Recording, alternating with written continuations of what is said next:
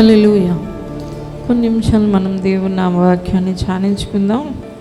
దేవుని బిడ్డలారా, 119వ కీర్తన. ఈ కీర్తన రచయితని గురించి వ్రాయబడలేదు, కానీ కీర్తనలో ఉన్న ప్రతి వచనాన్ని మనం చదువుతున్నప్పుడు ఇది దావీదు యొక్క అనుభవం వల్లే కనబడతా ఉంది. మనం చదువుకునే వచనాలలో ఒక మాట చెప్తున్నాడు చూడండి. 62వ వచనం చూస్తే, న్యాయమైన నీ విధులను బట్టి నీకు కృతజ్ఞతాస్తుతులు చెల్లించుటకు అర్ధరాత్రి వేళ నేను మేల్కొనవాడను. అర్ధరాత్రిలో మేలుకొని కృతజ్ఞతాస్తుతులు చెల్లించాలి అనే ఒక గొప్ప అనుభవాన్ని ఈ భక్తుడు కలిగి ఉన్నాడు. దేవునితో మనము ప్రయాణం కొనసాగిస్తూ ఉన్నప్పుడు, మనం నూతన సృష్టిగా మార్చబడినప్పటి నుండి దేవునితో మన ప్రయాణం ప్రారంభించిన దగ్గర నుండి మనకి ప్రతిదినం కూడా దేవునిలో ఒక నూతనమైన అనుభవం తప్పకుండా కలుగుతుంది. ఆయన భక్తులకి, పరిశుద్ధ గ్రంథంలో ఉన్న భక్తులందరినీ మనం గమనించినప్పుడు, వారు దేవుడితో జీవించేటప్పుడు నేర్చుకున్న పాఠాలు, వారి జీవితంలో కలిగిన ఆ గొప్ప అనుభవాలను మనకి పరిశుద్ధ గ్రంథంలో తేట తెల్లగా దేవుడు ఈ గ్రంథంలో రాసిపెట్టి ఉంచాడు. ఎందుకంటే అవి మనం నేర్చుకోవలసినవి, పాటించవలసినవి. కాబట్టి దేవుడు కొందరు భక్తుల జీవితాలను ఎందుకు ఈ పరిశుద్ధ గ్రంథంలో పొందుపరిచి ఉంచాడు? మన చేతికి ఇవ్వబడిన ఈ పరిశుద్ధ గ్రంథంలో మనము హెచ్చరించుకొని బుద్ధి తెచ్చుకునే విషయాలు ఉన్నాయి, మనం అనుసరించవలసిన విషయాలు కూడా ఉన్నాయి. మనకి గిజ్జను కనబడుతున్నాడు, సంసోను కూడా కనబడుతున్నాడు, దావీదు కనబడుతున్నాడు, సొలొమోను కూడా కనబడుతున్నాడు. త్రోవ తప్పిన వాళ్ళు, దేవునికి దూరమై వారి జీవితాలు ఎంత భయానకంగా తయారయ్యాయో అనే విషయాలను మనం చూస్తున్నాం. దేవునిలో వారు కట్టబడి నాటబడి దేవునిలో ఎదుగుతున్న జీవితాలు ఎంత ఆశీర్వాదకరంగా ఉన్నాయో కూడా మనం గమనించగలుగుతున్నాం. కాబట్టి పరిశుద్ధ గ్రంథం తేట తెల్లగా తెలియచేస్తుంది. అందుకని ఈ గ్రంథం పేరే పరిశుద్ధ గ్రంథం. మంచి వాళ్ళందరి గురించి రాసి ఉంటే ఇది పరిశుద్ధ గ్రంథం అనకబడకపోను. ఎందుకంటే మన దేవుడు కృపాసత్య సంపూర్ణుడై ఉన్నాడు. కాబట్టి మనిషి జీవితం బాహాటంగా ఆయన కనుపరుస్తాడు. ఎందుకంటే కొందరి జీవితాల ద్వారా మనం బుద్ధి తెచ్చుకొని సరి చేసుకోవలసిన వారు ఉన్నారు. అదే సమయంలో కొందరి మాదిరిని మనం అనుసరించి వాళ్ళలాగా మనం నేర్చుకోవలసిన అవసరత కూడా ఉంది. కాబట్టి దేవుడు అంటున్నాడు, వీళ్ళు గొప్ప మేఘం వలె మీకున్నారు అని. మీరు విశ్వాసానికి కర్త కొనసాగించేవాడై యేసయ్యనే మీరు అనుసరించాలి, యేసయ్యతోనే మీరు నడుచుకోవాలి. మీ గురంతా, మీ గమ్యమంతా యేసుక్రీస్తు ప్రభువే. కానీ మేఘం వలె ఈ సమూహం అంతా మనల్ని ఆవరించారని హెబ్రీ గ్రంథం 12వ అధ్యాయంలో మనకి తెలియచేస్తున్నాడు. ఎందుకు ఈ మేఘం ఉంది అంటే, చూడండి, ఎండలో బాగా తిరిగే వ్యక్తికి మేఘం కొరకైన ఆశ ఉంటుంది, ఒక నీడ కొరకైన ఆశ ఉంటుంది. ఆ నీడ అతనికి ఏం చేస్తుంది అంటే, తను ఎండవేడిలో నడిచేటప్పుడు కొంత ఊరటని, కొంత సమాధానాన్ని ఆ నీడ కలుగు చేస్తుంది. అందుకని దేవుడు తన భక్తులు జీవిత చరిత్రలను ఈ పరిశుద్ధ గ్రంథంలో దాచి ఉంచాడు. దేవునికి స్తోత్రం. పరిశుద్ధ గ్రంథంలో ప్రతి వచనం కూడా పరిశుద్ధాత్మని ద్వారా వ్రాయబడింది. దేవుని బిడ్డలారా, అందుకనే రాసిన వారు అనేకులు, కానీ అందరూ కూడా ఒకే విధానంలో రాసుకొచ్చారు. దేవుని ప్రేమ అక్కడ పరిపూర్ణంగా కనబడుతుంది, దేవుని న్యాయం కనబడుతుంది, దేవుని గొప్పతనము కనబడుతుంది, దేవుని మంచితనము కూడా అక్కడ కనబడుతుంది. దేవుని యొక్క పవిత్రత అనేది మనకి ప్రతి వచనంలో కూడా కనబడుతుంది. ప్రతి పుస్తకం కూడా దేవుడు పరిశుద్ధుడు పరిశుద్ధుడు పరిశుద్ధుడు అనే తెలియచేస్తుంది. ఎందుకోసము అంటే ఇది పరిశుద్ధాత్మని ప్రేరణతో వ్రాయబడిన గ్రంథం గనుక. దేవునికి స్తోత్రం. మనిషి ఊహల్లోండో, మనిషి ఆలోచనల్లోండో, మనిషి బుర్రలో నుండో పుట్టుకొచ్చిన మాటలు కాదు ఇవి. దేవాది దేవుడు ఒక వ్యక్తి జీవితంలో నింపబడినప్పుడు ఆ వ్యక్తి వ్రాసిన మాటలు. కాబట్టి ఈ మాటలన్నీ సత్యమైనవి, నిర్మలమైనవి, పరిశుద్ధమైనవి. హల్లెలూయా. మేలిమి బంగారం కంటే కోరదగినవి, చుంటి తేనె ధారల కంటే మధురమైనవి. ఇక్కడ ఈ భక్తుడు ఒక అనుభవాన్ని రాసుకుంటున్నాడు. నేను రాత్రి వేళల్లో నీకు కృతజ్ఞతాస్తుతులు చెల్లిస్తాను. నిజమే, రాత్రి అనే మన సమయాన్ని మామూలుగా అర్ధరాత్రి నిశిరాత్రిలో మనం ఏమీ చెయ్యం. ఎందుకంటే సామాన్యంగా చూసినప్పుడు కూడా అది కొంచెం భయంగానే కనబడుతుంది. చీకటిలో ఎవరు ఏ పని చేయరు, ఎక్కడ సంచరించరు. అది దొంగలు తిరిగే సమయంగా, నరహంతకులు మాంత్రికులు క్రియ చేసే సమయంగా, వ్యభిచారులు త్రాగుబోతులు అపవిత్రులు మేల్కొని ఉండే సమయంగా మనం ఆ సమయాన్ని చూడగలుగుతున్నాం. కాబట్టి అలాంటి భయంకరమైన చీకటి క్రియలు జరిగే సమయం దేవుని బిడ్డలారా, కీడుకి నష్టానికి వేదనకి బాధకి దుఃఖానికి కారణమైన సమయంగా చూడగలుగుతున్నాం. ఒక శ్రమ అనేది దేనితో పోల్చబడుతుంది అంటే చీకటితో పోల్చబడుతుంది. ఎందుకంటే దేవుడు వెలుగై ఉన్నాడు. దేవునికి స్తోత్రం. ఆయనలో చీకటి ఎంత మాత్రం లేదు. సాతాను చీకటి, వాడు చేసే పనులన్నీ కార్యాలన్నీ కూడా చీకటి సంబంధమైనవే. కాబట్టి దేవుడు మనకి దశలోనిక పత్రికలో హెచ్చరిస్తున్నాడు, మీరు చీకటి సంబంధులుగా ఉండకూడదు, వెలుగు సంబంధులుగా ఉండాలి. ఈ చీకటి అనేది సాతానుకు గుర్తుగా ఉంది, వాడు చేసే క్రియకి గుర్తుగా ఉంది. అందుకనే పాపాలు జరిగే సమయం, లేకపోతే బాధలు కలిగే సమయం, ఎవరికైనా అర్ధరాత్రిలో ఏదైనా అనారోగ్య సమస్య కానీ, ఇంటిలో గొడవలు కానీ, కజ్జాలు కానీ జరుగుతూ ఉన్నప్పుడు ఏం చేస్తారు అంటే, ఈ అర్ధరాత్రి సమయంలోనే ఇలాంటివి జరుగుతూ ఉంటాయి. ఇంకా భయపడుతూ ఉంటారు. కాబట్టి దేవుని బిడ్డలారా, ఈ కీర్తనాకారుడు అంటున్నాడు, ఇలాంటి సాతాను ఆవరించి ఉన్న ఈ చీకటి సమయంలో నేను ఒక మార్గాన్ని ఎంచుకున్నాను. అది ఏంటి అంటే కృతజ్ఞతాస్తుతులు చెల్లించడం అంటున్నాడు. దేవునికి స్తోత్రం, హల్లెలూయా.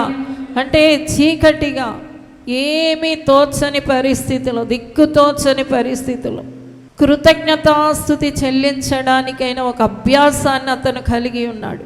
దైవభక్తి గొప్ప లాభసాధనమైనది. ఎందుకంటే అది సాధకం చేయాలి. సంతుష్టి సహితమైన దైవభక్తి గొప్ప లాభ సాధనం.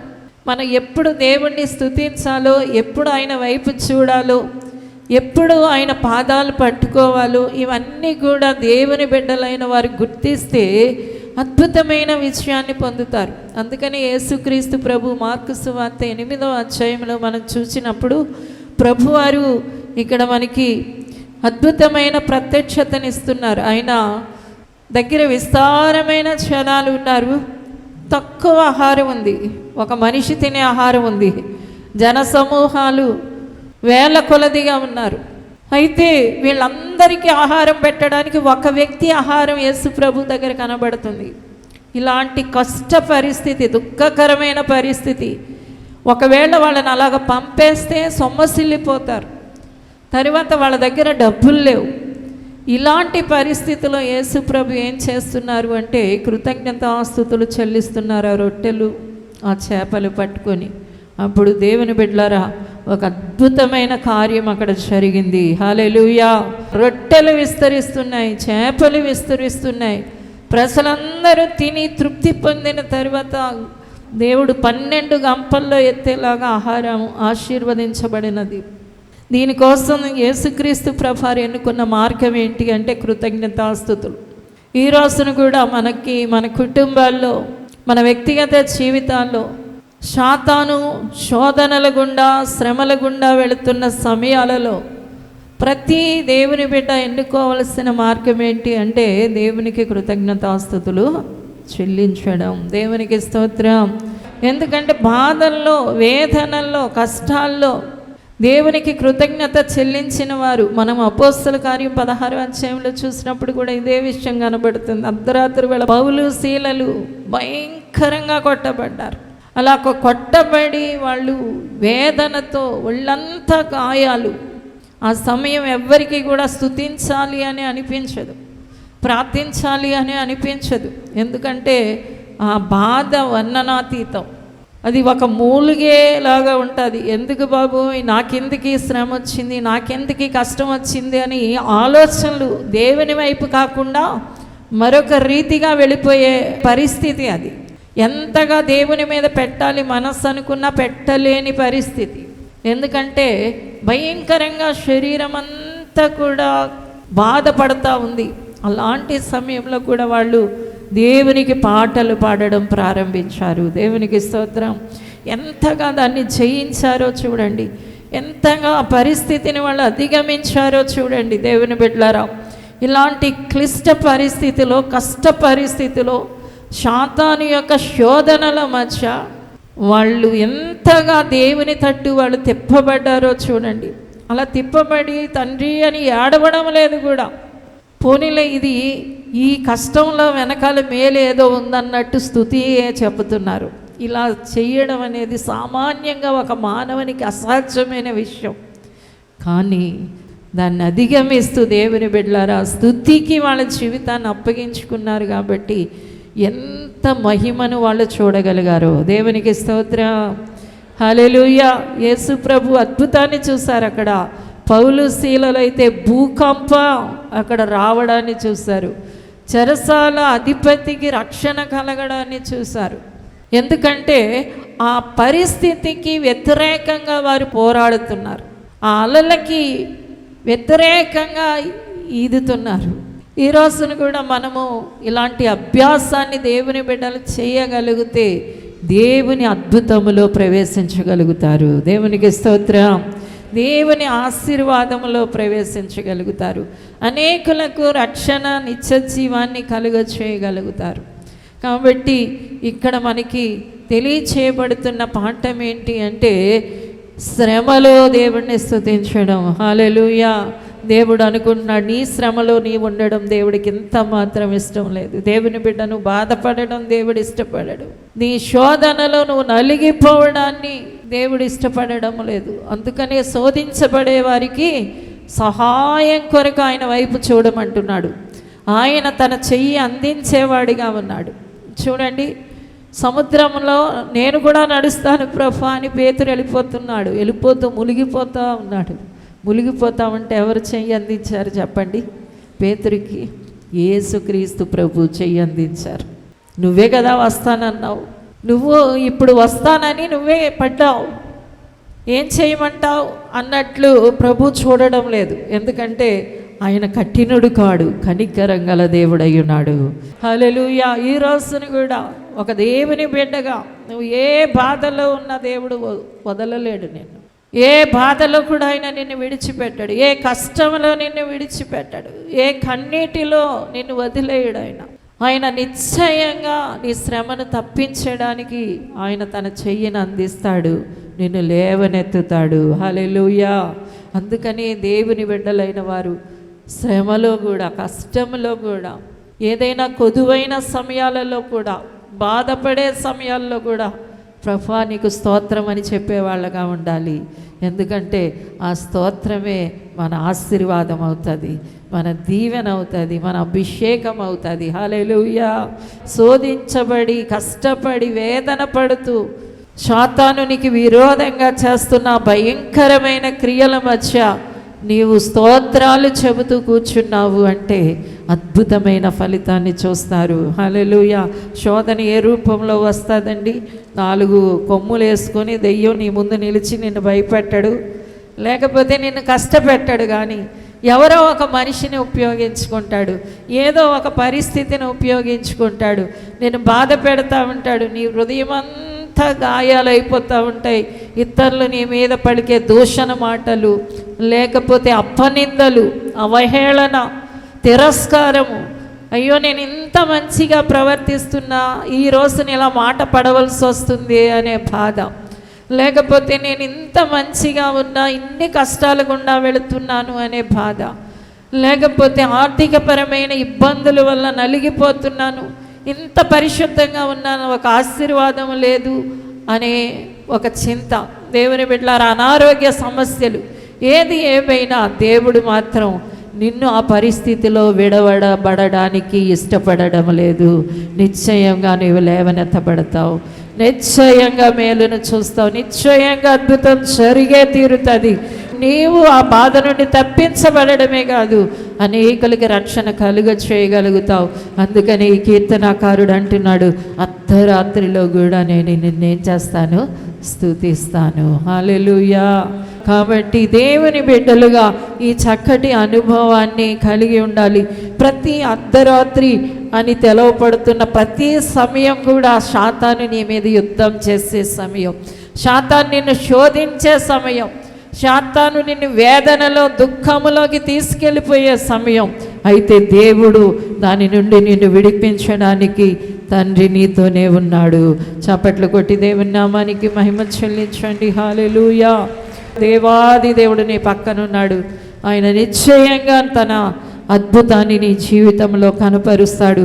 తర్వాత చూడండి, మనము నిర్గమకాండం 12వ అధ్యాయం 29వ వచనంలో చూస్తే ఇక్కడ కూడా అర్ధరాత్రి వేళ జరిగినదేమనగా, సింహాసనము మీద కూర్చున్న ఫరో మొదలుకొని చెరసాలలో ఉన్న ఖైదీ యొక్క తొలిపిల్ల వరకు ఐగుప్తు దేశమందలి తొలిపిల్లలనందరినీ పశువుల తొలిపిల్లలన్నిటినీ యెహోవా హతము చేసెను. అర్ధరాత్రి వేళ ఒక భయంకరమైన సంఘటన జరుగుతుంది. మరణదూత ఐగుప్తు దేశం అంతటా సంచరిస్తూ ఉంది. సంచరించేటప్పుడు ఇశ్రాయేలీయులు భద్రపరచబడడానికి అర్ధరాత్రి వేళ ఒక అద్భుతమైన విషయం జరిగింది. దేవుని బిడ్డలారా, దేవుడు మోషే ద్వారా ఇశ్రాయేలీయులకు తెలియచేసిన మాట ఏంటి అంటే, మీరు ఒక చిన్న గొర్రె పిల్లను వధించండి, దాని మాంసాన్ని వండుకొని తినండి, తరువాత దాని రక్తాన్ని తీసి మీ ద్వారబంధపు కమ్ములకి రాసుకోండి, ఎందుకంటే మరణదూత అర్ధరాత్రిలో తిరగబోతుంది. ప్రతి తొలిపిల్ల చనిపోబోతున్నారు. దాని నుండి కాపాడబడడానికి నేను మీ కొరకు ఈ ఏర్పాటు జరిగించాను అంటున్నాడు. దేవునికి స్తోత్రం. దేవుడు మనిషి కొరకు చేస్తున్న గొప్ప ఏర్పాటు చూడండి. దేవుని బిడ్డలారా, మనం సంతోషంగా ఉండాలని, సుఖంగా ఉండాలని, ఏ బాధ లేని వారిగా, ఏ భయము లేని వారిగా మనము అద్భుతంగా ఒక సమాధాన జీవితంతో ముందుకు నడిపింపబడి దేవుడి దగ్గరికి చేరుకోవాలని దేవుడు మానవుల ఎడల చేసిన గొప్ప ఏర్పాట్లు పరిశుద్ధ గ్రంథంలో కనబడుతున్నాయి. మనం ఆది కాండం నుండి ప్రకటన గ్రంథం వరకు ఇదే విషయాన్ని చూడగలుగుతున్నాం. హల్లెలూయా. మరణదూత ఐగుప్తులో తిరిగే సమయం వచ్చింది. ఎందుకంటే ఐగుప్తీయులందరూ కూడా దేవునికి విరోధంగా పనిచేస్తూ ఉన్నారు. యెహోవా ఎవడు అంటున్నారు.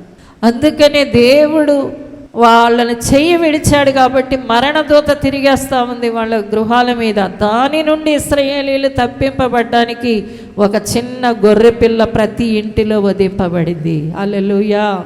అది చీల్చబడతా ఉంది, దాని మాంసం తీయబడి కాల్చబడతా ఉంది. అది ఇశ్రాయేలీయులు భుజించే సమయంగా ఉంది. తరువాత దాని రక్తమంతా పట్టబడి అది ఇంటి ద్వారబంధాలకి రాయబడుతుంది. ఆ దినాన ఇశ్రాయేలీయుల్లో ఏ ఒక్కరూ కూడా చనిపోకుండా బ్రతికి బయటపడ్డారు. హల్లెలూయా. ఈ రోజున కూడా దేవుని బిడ్డలారా, మన మీదున్న మరణం దాటివేయబడాలని, మరణంలో నుండి జీవంలోకి మనం ప్రవేశించాలని దేవుడు మన కొరకు చేస్తున్న అద్భుతమైన పుణ్యకార్యం పరిశుద్ధ గ్రంథంలో కనబడతా ఉంది. యేసు ప్రభు 3 మేకల మీద వేలాడాడు. ఆయన శరీరం అంతా కొట్టబడతా ఉంది, రక్తం కారుతా ఉంది. ఆ పరిశుద్ధ దేవుడు ఆ మహాబలియాగం చేశాడు. ఆ బలియాగమే ఈ రోజున మనల్ని మరణములో నుండి జీవములోకి దాటించింది. హల్లెలూయా. ఈ భయంకరమైన సాతాను మరణదూత యొక్క ఆ క్రియ నుండి ప్రతి వారిని దేవుడు తప్పించి రక్షించాడు. అందుకని మనము ఎవరిని జ్ఞాపకం చేసుకోవాలంటే మన కొరకు మరణించిన ప్రభువుని జ్ఞాపకం చేసుకోవాలి. ప్రతిరోజు నువ్వు ఎవరిని తలపోసుకోవాలి అంటే నీ కొరకు రక్తం కాచి ప్రాణం పెట్టి నా పరిశుద్ధ దేవుణ్ణి తలపోసుకోవాలి. అదే నీ ఆశీర్వాదం. సాతాను నుండి నీవు తప్పింపబడే గొప్ప మార్గం. హల్లెలూయా. అందుకనే ప్రకటన గ్రంథంలో అంటున్నాడు, వీరు ఎలాగొచ్చారు అంటే యేసు రక్తం చేత, వాళ్ళ సాక్ష్యం చేత సాతానుని ఏం చేశారట? జయించారు కాబట్టి ఈ రోజున వారు పరలోకంలో ఉన్నారు అని ఒక పెద్ద సమూహాన్ని గురించి దేవదూత యోహానికి చెప్తున్నాడు. ఈ రోజున కూడా దేవుని బిడ్డ దేవుణ్ణి నీ కొరకు మరణించిన యేసయ్యను జ్ఞాపకం చేసుకో, తలపోసుకో ఆయన్ని, ఆయన రక్తాన్ని ఆశ్రయించు, ఆయన శరీరాన్ని భుజించు. అదే మన నిత్య జీవం, అదే మన మోక్ష మార్గం, అదే మన ఆశీర్వాదం, అదే మన శాశ్వత జీవం. దేవుని బిడ్డలారా, దానివల్లే మనం మరణము నుండి తప్పించబడ్డాం, పాతాళం నుండి తప్పించబడ్డాం, నరకము నుండి తప్పించబడ్డాం, సాతాను చేతుల నుండి తప్పించబడ్డాం, శాపముల నుండి తప్పించబడ్డాం. కాబట్టి మనం ప్రతి వారు కూడా ఎవరిని తలపోసుకోవాలంటే నీ కొరకు మరణించిన నీ పరమ తండ్రిని జ్ఞాపకం చేసుకోవాలి. ఆయన సిలువలో నీ కొరకు చిందించిన పరిశుద్ధ రక్తాన్ని, నీ కొరకు శ్రమను అనుభవించిన ఆ విధానాన్ని మీరు గుర్తు చేసుకోవాలి. అందుకని ఇశ్రాయేలీయులు గొర్రెపిల్లను చంపి చర్మం వలిసి మాంసాన్ని తీసి దాన్ని కాల్చుకొని తింటూ ఆ రక్తాన్ని వారి కమ్ములకు పూసుకున్నప్పుడు మరణదూత వారిని దాటిపోయింది. హల్లెలూయా. కాబట్టి దేవుని బిడ్డగా నీవు ఆయన మరణాన్ని జ్ఞాపకం చేసుకున్న వ్యక్తివైతే అదే నీకు ఆశీర్వాదం, అదే నీకు జీవం, అదే నీకు బలం. హల్లెలూయా. మన ప్రియ తండ్రి మన మధ్యలో సంచరిస్తున్నాడు. ఆయన మన కొరకు కొట్టబడ్డాడు, ఆయన మన కొరకు నల్లగా కొట్టబడ్డాడు, ఆయన మన కొరకు శ్రమనొందాడు. దేవుని బిడ్డ, అది ఎప్పుడు కూడా నీ మదిలో మెదులుతూనే ఉండాలి. తర్వాత చూడండి, నిర్గమకాండం 14:21 చూద్దాం. మోషే సముద్రము వైపు తన చెయ్యి చాపగా యెహోవా ఆ రాత్రి అంతయు బలమైన తూర్పు గాలి చేత సముద్రమును తొలగించి దానిని ఆరిన నేలగా చేసెను. హల్లెలూయా.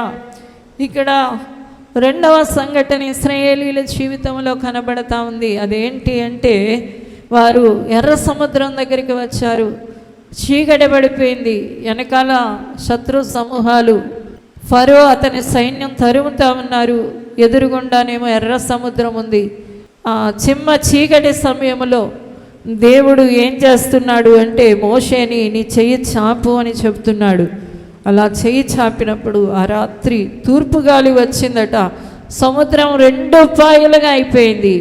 ఆరిన నేల మీద ఇశ్రాయేలీలందరూ నడిచిపోయారు. హల్లెలూయా. ఎంత భయంకరమైన శ్రమకాలం, శోధన కాలం అంటే ఇశ్రాయేలీల జీవితంలో దేవుడు కనానిస్తానని ఐగుప్తు దేశం నుండి తీసుకొచ్చే సమయంలో ఇలాంటి వేదనకరమైన పరిస్థితి గుండా వారు వెళ్ళవలసి వస్తుంది.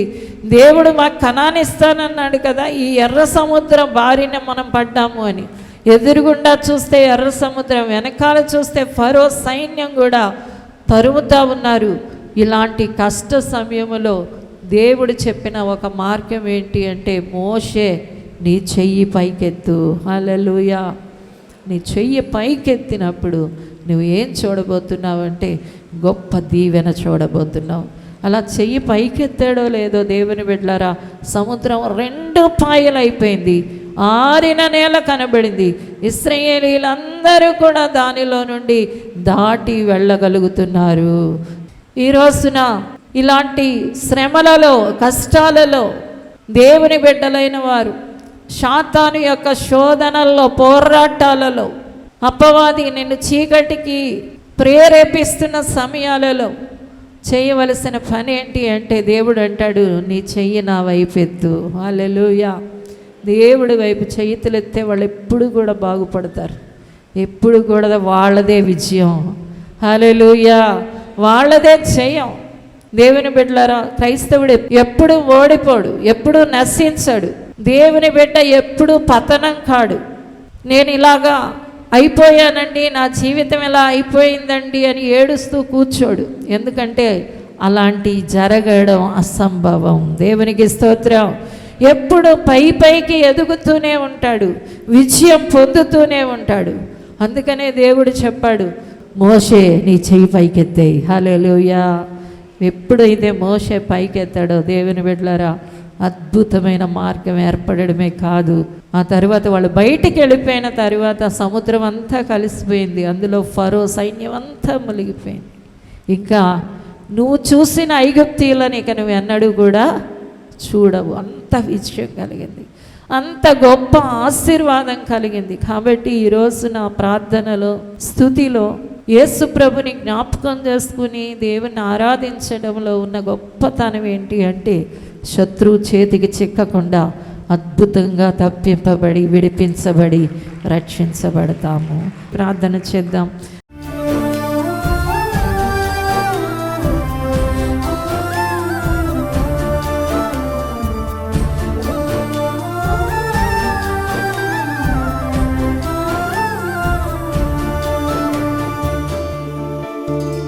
పరిశుద్ధమైన తండ్రి నీకు వందనాలు, గొప్ప దేవా నీకు వందనాలు ప్రభా. నీ బిడ్డలు రక్షించబడుదురుగాక, దీవించబడుదురుగాక, అభిషేకించబడుదురుగాక, ఆత్మచేత నడిపింపబడుదురుగాక, అద్భుతాలు పొందుకొందురుగాక. వారి జీవితంలో సంతోష సమాధానాలు ఎల్లప్పుడూ కలిగి ఉందురుగాక. సాతానుని అయ్యా ఓడించుదురుగాక, యేసు నామములో ఓడించుదురుగాక. నీ సిలువను తలపోసుకుంటూ కృతజ్ఞతాస్తుతులు చెల్లించుతూ అయ్యా ప్రయాణములో ముందుకి సాగిపోవుదురుగాక. ఆశీర్వదించి నీ ఆత్మచేత నడిపించమని యేసు నామమున అడుగుచున్నాము తండ్రి, ఆమేన్. విజయవాడలో దహించు అగ్ని ఆశీర్వాద అభిషేక కూడిక జూన్ 2వ తేదీన ఉదయం 10 గంటల నుండి ప్రారంభించబడును. స్థలం చాంద్ కళ్యాణ మండపం, రైల్వే స్టేషన్ దగ్గర, పూర్ణానందపేట, విజయవాడ. మరిన్ని వివరాలకు 9032224646 మరియు 9032224747. ఇది కుటుంబ ఆశీర్వాద కూడిక.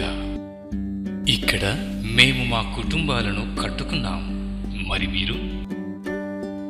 అయితే ప్రతి శుక్రవారం రాజమహేంద్రవరంలో జరిగే ఈ కుటుంబ ఆశీర్వాద కూడికలో పాల్గొనండి. ఈ కూడిక జరుగు స్థలం దహించు అగ్ని ఆడిటోరియం, నటరాజ్ థియేటర్, రాజమహేంద్రవరం. రాజమహేంద్రవరంలో దహించు అగ్ని అభిషేక ఆదివారపు ఆరాధన ఇప్పుడు ప్రతి ఆదివారం ఉదయం 9:30 నుండి ప్రారంభించబడును. తప్పక పాలు పొందండి, దైవిక ఆశీర్వాదం పొందండి. స్థలం దహించు అగ్ని ఆడిటోరియం, నటరాజ్ థియేటర్, రాజమహేంద్రవరం. మీ ప్రార్థన అవసరతలకు 9494940072 మరియు 73. ఈ టీవీ కార్యక్రమాన్ని చూసి ఆశీర్వదించబడినట్లయితే దహించు అగ్ని టీవీ పరిచర్యకు మరియు బ్లెస్సింగ్ ల్యాండ్ కు సహకరించండి. Dahinchu Agni trust current account number 357222444370, State Bank of India main branch, Rajamahendravaram. My address doctor Thomas Dahinchu Agni ministries, తుమ్మలోవా, Rajamahendravaram.